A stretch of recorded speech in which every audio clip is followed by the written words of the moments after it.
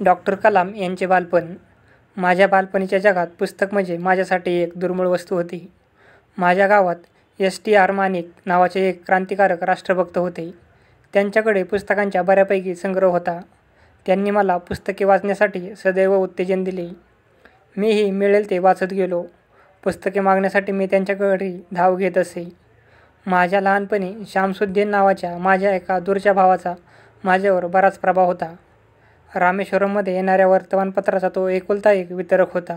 रोज सकाळच्या रेल्वेगाडीने बंबन गावाहून वृत्तपत्राचे गठ्ठे येत. गावातल्या हजारभर सुशिक्षितांच्या वाचनाची गरज भागवणाऱ्या शामसुद्दीनचा व्यवसाय म्हणजे एकखांबी तंबू होता. स्वातंत्र्य चळवळीची वाटचाल ग्रामस्थांना समजणे हे महत्त्वाचे कार्य त्यातून साधत असे.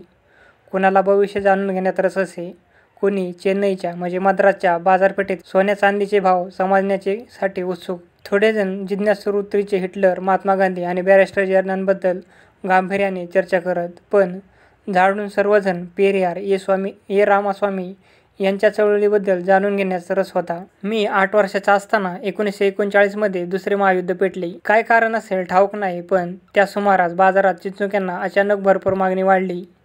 मी चिंचुकी गोळा करून मशिदीजवळच्या एका दुकानात देत असे आणि एक अख्खा आणा कमवत असे. माझ्या वडिलांनी लाकडी नौका बांधायचा व्यवसाय करायचे ठरले. अहमद जलालुद्दीन नावाच्या एका आमच्या गावातल्या कंत्राटदाराबरोबर समुद्रकिनारी ते रोज काम करू लागले. पुढे जलालुद्दीन यांनी माझ्या बहिणीशी जोहराशी विवाह केला आणि आमच्याशी नाते जोडले. जलालुद्दीन मला युद्धाच्या कथा सांगत आणि मग दिनमणीच्या शीर्षकातून मी त्या शोधत राही. आमच्या छोट्या दूरस्थ गावात युद्धाचे दृश्य परिणाम जाणवणे जवळजवळ अशक्य होते. पण हळूहळू भारताला सक्तीने युद्धात सामील व्हावे लागले आणि देशात आणीबाणी पुकारली गेली. रोज सकाळी बंबवून येणारी रेल्वेगाडी रामेश्वरला थांबेनासे झाली. या युद्धाचा आमच्या गावावर पहिला ठळक परिणाम झाला होता. मग चालत्या रेल्वेगाडीतून वर्तमानपत्राचे गठ्ठे रामेश्वरम ते धनुष्यकोडी दरम्यान खाली फेकले जात. ते गठ्ठे गोळा करण्यासाठी शामसुद्दीनला कुणीतरी मदतीस हवा होता. माझ्यापेक्षा दुसरा योग्य उमेदवार त्याला कुठून मिळणार?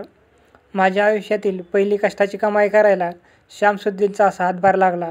आज अर्ध्या शतकानंतर मी मोळून त्या क्षणाकडे पाहतो आणि त्यावेळी स्वतःच्या कष्टाने कमवलेल्या पहिल्या कमाईचा अभिमान आजही माझ्या मनातून ओसंडून वाहतो.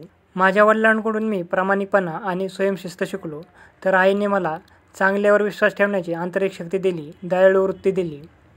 अर्थात माझ्या तिन्ही भावांनी आणि एका बहिणीने देखील हा ठेवा त्यांच्याकडून उचलला. पण मी जो जलालुद्दीन आणि शामसुद्दीन यांचा निकट सहवास घडला, त्याने मी स्वतंत्र वेगळा असा बनत गेलो.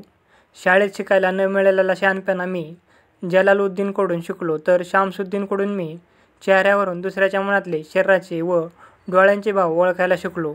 माझ्यामध्ये सर्जनशीलतेचा स्रोत उगम पावत, फुलत, खळखळत गेला. त्याचे श्रेय मी निःसंशय त्या दोघांच्या सहवासात माझ्यावर पडलेल्या प्रभावाला देतो. रामेश्वरम सोडून जिल्ह्याच्या ठिकाणी रामनाथपुरमला शिक्षण घेण्यासाठी मी माझ्या वडिलांकडे परवानगी विचारली. विचारात पडल्यासारखे ते क्षणभर गप्प झाले. विचार करता करता त्यांना शब्द लाभावेत आणि ते उठून बाहेर पडावे तसे वडील बोलू लागले.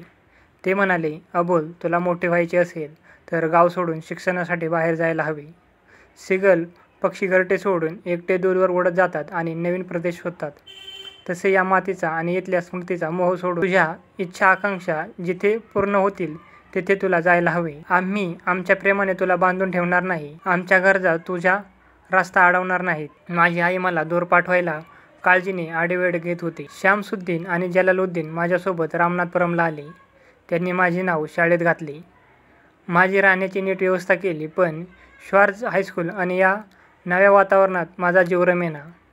50,000 वस्ती असलेल्या या शहरात सदैव गजबज असायची. मला रामेश्वरमला जसा एकजिनसीपणा होता तसा इथे माझ्या अनुभवाला आला नाही. मला घरची ओढ अस्वस्थ करायची आणि म्हणून रामेश्वरमला जायची प्रत्येक संधी मी उडी मारून साधायचो.